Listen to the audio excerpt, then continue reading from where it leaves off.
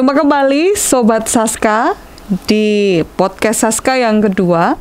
Hari ini kita kedatangan seorang tamu istimewa yang nantinya kita akan ngobrol-ngobrol banyak tentang informasi terbaru dari SMK Negeri 1 Surakarta. Selamat datang Pak Agus, apa kabarnya? Baik, alhamdulillah. Siap untuk berbagi informasi kali ini? Ya, tapi sebelumnya supaya obrolan kita semakin leluasa, kita buka dulu maskernya. Kemarin Miss Dina dan Pak Agus sudah mengikuti vaksin. Pak Agus malah sudah 2 kali sudah lulus vaksinnya dalam rangka mempersiapkan pertemuan untuk anak-anak Juli nanti ya Pak ya. Ya, harapannya kita semakin sehat dan Juli nanti kita bisa bertemu. Nah, Pak Agus adalah tamu spesial kita. Siapa Pak Agus? Mungkin anak-anak kelas 10 belum mengenal siapa beliau ini. Nah, saat ini kita mengundang Pak Agus untuk berkenalan terlebih dahulu. Monggo Pak Agus. Ya, terima kasih. Sobat Saska yang baik. Baiklah, Assalamualaikum warahmatullahi wabarakatuh. Perkenalkan, saya adalah Bapak Agus Suprapto SPD. Saya diberi amanah untuk kali ini sebagai Wakil Kepala Sekolah Bidang Kurikulum, gitu. Ya, mengajar apa Pak? Oh iya, saya mengajar matematika. Itu guru kalau dianggap matematika, tapi jangan khawatir dengan saya. Nah, Sobat Saska, saya guru matematika yang paling. Ya, kalau ingin lebih mengenal nanti next semester depan ketemu dengan Pak Agus. Pak Agus ini untuk tahun-tahun ini ngajar kelas berapa Pak? Oh iya, saya ngajar di kelas 12 akuntansi, Miss. Khusus kelas 12? Oh iya. Tapi meskipun hanya mengajar di kelas 12, untuk anak-anak kelas 10 maupun kelas 11 yang mau kenalan nanti boleh ya. Langsung tindak ke ruangannya saja. Iya. Ya, ya Pak Agus, untuk podcast kali ini kita mau ngobrol-ngobrol banyak. Jadi selama pandemi ini kan mungkin siswa-siswi juga merasa apa ya istilahnya touchingnya, keep in touch-nya itu agak berkurang karena mungkin nggak ketemunya sudah hampir 1 tahun ya Pak ya? 1 tahun lebih ya ini ya Pak ya? Ya. Nah, monggo dari pihak sekolah adakah program-program yang baru yang sekiranya bisa di-share ke anak-anak? Untuk hari-hari ini tuh SMK 1 tuh baru mengerjakan apa sih gitu. Oh iya. Perlu diberitahu kepada anak semuanya bahwa SMK 1 itu sudah ditunjuk sebagai SMK COE. COE, ya. COE itu apa Pak? COE itu adalah Center of Excellence. Artinya bahwa kita itu sebagai sekolah yang diberi bantuan untuk anak-anak bisa menguasai kompetensi keahliannya masing-masing.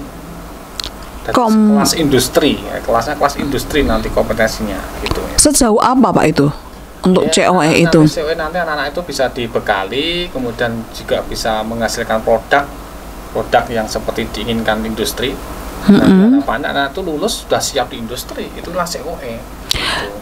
Jadi dengan kata lain, ketika anak-anak ini lulus dari SMK Negeri 1, harapannya mereka menjadi lulusan unggulan yang siap bekerja ya Pak ya. Nggak cuma sekedar secara akademis, tapi juga bisa menciptakan output, entah itu produk atau juga skill, keterampilan. Gitu Pak Agus ya. Wah, ada yang lain Pak Agus selain COE?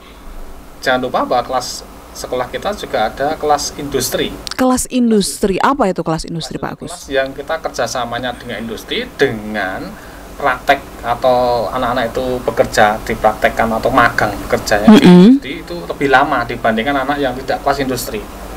Jadi ini sebuah program spesial ya? Spesial untuk yang lainnya tidak ada gitu. Jadi antara porsi belajar dan porsi prakteknya boleh dibilang sama atau lebih banyak gimana? Lebih banyak di praktek industri. Malah lebih banyak. Ya. Oh ya. Jadi benar-benar mereka itu disiapkan untuk menjadi tenaga kerja. Betul. Yang unggulan. Sudah berapa lama itu Pak? Untuk sudah 4 tahun ini, 4 tahun jalan ini. 4 tahun ya. Dan harapannya semakin ke depan anak-anak ini menjadi tamatan yang semakin unggulan. Betul. Tentunya. Oke.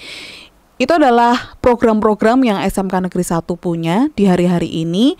Lalu kita mau lebih lanjut Pak, Agus. Kalau tadi Pak Agus sampaikan bahwa beliau ini adalah wakil kepala di bidang kurikulum, kita mau ngobrol lebih lanjut berkenaan dengan kurikulum. Hari-hari ini itu pasti banyak yang bertanya sehubungan dengan kelas 12, Pak.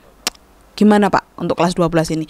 Ujian sekolah, ujian nasional. Monggo Pak Agus bisa di-sharingkan informasinya. Khusus untuk kelas 12 ya anak-anak semuanya, bahwa anak-anak perlu sangat senang sekali. Kenapa? Bahwa ujian nasional sudah ditiadakan, Mas. Sudah ditiadakan. Ini tahun keberapa ya Pak untuk ujian nasional yang tahun kedua? Sudah ditiadakan. Iya. Prokes kesehatan yang kita utamakan. Jadi anak-anak tidak usah mikir ujian nasional. Wah, tahun kedua di mana ujian nasional tidak diadakan. Betul. Tapi ada tapinya. Tapi apa? Ujian sekolah itu masih ada, gitu, Miss. ujian sekolah, bedanya Pak Agus, ujian nasional dan ujian sekolah itu apa? Bedanya kalau ujian nasional itu yang menguji itu dari tingkat nasional pusat. Standarnya nasional, ya soalnya nasional. Semua seluruh Indonesia itu sama. Kalau ujian sekolah itu keuntungannya apa? Yang buat itu guru-guru kita sendiri, Miss. Dalam lingkup sekolah ya Pak ya. Maka anak-anak juga akan nanti harapannya kalau yang buat itu guru kita sendiri, berarti penguasaan materinya itu mestinya sudah menguasai, karena yang memberi soal guru-guru kita sendiri, gitu, Miss. Dan tentunya juga pengenalan kedalaman kemampuan siswa juga guru-guru lebih tahu ya Pak ya, Iya, sejauh mana, sedalam apa. Nah, untuk ujian sekolah itu nanti bentuknya seperti apa Pak Gus? Oh iya, ujian sekolahnya nanti bentuknya sebenarnya dari pemerintah itu ada 4 bentuk, Miss. Yang pertama itu bentuk portofolio, bisa bentuk best project, bisa bentuk tes luring, tatap muka, yang terakhir bisa bentuk daring. Iya. Nah, gitu, Miss. Nah, untuk SMK 1? Oh iya, untuk SMK 1 kita menghendaki yang terakhir, yang keempat, yaitu bentuk ujian sekolah tertulis tapi metodenya daring. Daring atau online ya Pak Online ya. gitu, ya. Lebih detailnya Pak, soalnya seperti apa, kemudian dilaksanakan dengan aplikasi apa? Monggo Pak Agus. Untuk soal ujian sekolah itu nanti bentuknya pilihan ganda, ada 40 soal, kemudian isinya 5. Kemudian bentuk aplikasinya biasa kita pakai aplikasi Google Form, yang anak-anak sudah dapat bantuan, Miss. Bantuan dari pemerintah, pulsa untuk belajar, nanti bisa dipakai. Kemudian anak-anak yang belum mendapat, kemarin sudah ada link untuk pendataan ulang. Anak yang belum mendapat mungkin karena nomornya keliru, nomornya ganti, itu sudah. Jadi nanti harapannya untuk ujian sekolah itu tidak ada kendala dalam hal pulsa, gitu, Miss.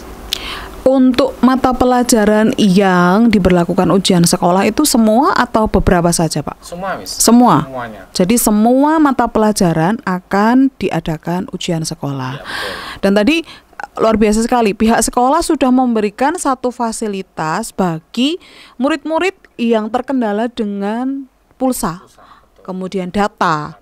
Itu kita memberikan bantuan ya Pak ya nantinya ke depannya. Karena meskipun ada bantuan dari pemerintah, ternyata ada saja yang masih istilahnya miss gitu ya.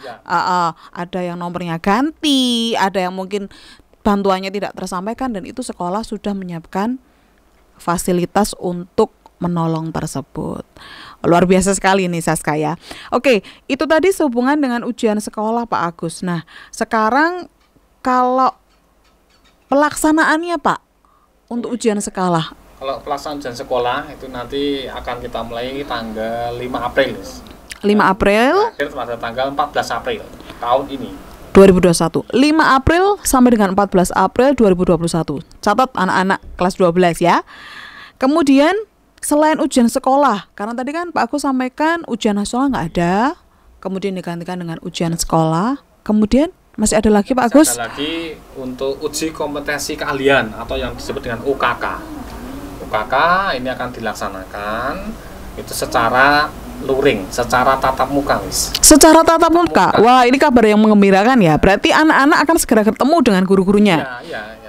Itu. Kalau untuk teknisnya Pak Agus, untuk pelaksanaannya. untuk pelaksanaan UKK itu sebelum ada pelaksanaan maka nanti ada tryout dulu. Jadi jangan khawatir anak, UKK itu bentuknya kayak apa. Nanti anak-anak akan detail dulu, disimulasikan dulu kayak apa atau UKK. Nah, contoh kalau anak-anak harus ke lab ya kita setting nanti tryout-nya itu atau simulasinya di lab. Biar penguasaan materi tentang uji kompetensinya itu benar-benar menguasai sebelum nanti uji kompetensi yang sebenarnya akan dilaksanakan gitu. Jadi ada tahap-tahapnya terlebih dahulu ya Pak ya.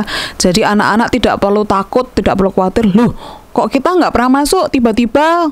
Betul, ada uji kompetensi. Harus mengikuti ujian. Nah, ternyata anak-anak ini nanti ada step-step tertentu. Yang pertama mereka kalian semuanya itu harus mengikuti latihan terlebih dahulu ya Pak ya. Drilling dulu, tryout dulu, kemudian baru pelaksanaan ujiannya. Nah, untuk personal yang akan menyelenggarakan Pak. Oh iya, jangan lupa. Jangan lupa perlu berbangga juga bahwa di SMK 1 itu sudah ada yang namanya LSP, Miss. LSP, apa itu LSP Pak? Lembaga Sertifikasi Profesi yang diakui oleh pusat atau pemerintah secara nasional. Kemudian sejauh mana peran LSP itu terhadap uji kompetensi keahlian itu tadi? Oh iya, LSP nanti berperan menguji anak itu nanti yang kompeten itu akan mendapat sertifikat, Miss. Kalau yang tidak kompeten ya hanya mendapat ilmu. Tapi tidak mungkin anak-anak kita udah kompeten, hebat anak-anak itu. Ya. Gitu, Miss. Jadi untuk anak-anak kelas 12 selain mengikuti ujian sekolah, mereka diwajibkan juga untuk mengikuti ujian kompetensi keahlian yang akan dilakukan oleh pihak LSP. Betul. Jadi secara otomatis ketika mereka nanti lulus, mereka juga mengantongi sertifikat kompeten dari masing-masing kejuruan, gitu ya Pak ya? Ya, betul. Wah, luar biasa sekali. Kemudian untuk kelas 10 dan kelas 11 Pak. Tadi kita udah ngobrol banyak nih tentang program untuk kelas 12. Nah, kalau untuk kelas 10 dan 11 mereka libur aja di rumah aja atau gimana? Monggo Pak Agus. Ya, kelas 10-11 maunya libur ya. Mesti mau libur. Padahal sudah libur panjang ini. Dia anak-anak yang kelas 12, saya ingatkan kembali anak-anak saat anak-anak kelas 12 itu ujian, maka anak-anak kelas 11 adalah masih melaksanakan PJJ untuk persiapan kenaikan kelas, Miss. Jadi tidak ada namanya libur, tetap belajar gitu. Jadi mereka tetap belajar sesuai dengan jadwal yang diberikan oleh wali kelas masing-masing. Nah, persiapan pembelajaran ini kan untuk kenaikan kelas ya Pak ya. Berarti saya sekarang mau tanya, berarti kan ada dua nih, syarat kelulusan dan syarat kenaikan. Nah, monggo disampaikan Pak Agus. Untuk yang pertama syarat kelulusan anak-anak kelas 12 ya, khusus kelas 12 diingatkan bahwa yang pertama adalah Anda sudah mendapat atau mempunyai nilai dari semester 1 sampai 6 atau nilai kelas 10 sampai dengan kelas 12. Yang kedua, anak-anak harus mempunyai nilai sikap perilaku yang baik. Kemudian yang ketiga, ini yang penting, nilai ujian sekolah itu minimal 60, Miss. Harus 60. Tetapi ada boleh 2 mapel yang nilainya di bawah 60, hanya ada 2. Selain 2 tidak boleh. Kemudian yang keempat itu mengikuti uji kompetensi keahlian. Dan yang terakhir mestinya disahkan oleh rapat dewan guru. Itu untuk kelulusan. Kemudian untuk kenaikan yang pertama adalah sama, nanti nilai semester sebelumnya harus punya ada nilainya. Kemudian nilai sikap perilaku baik jelas. Kehadiran itu harus minimal 85%.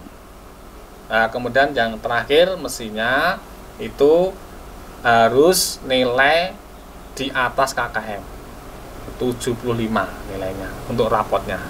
Dan yang mestinya ada rapat dewan guru juga. Itu untuk kenaikan tadi penting sekali.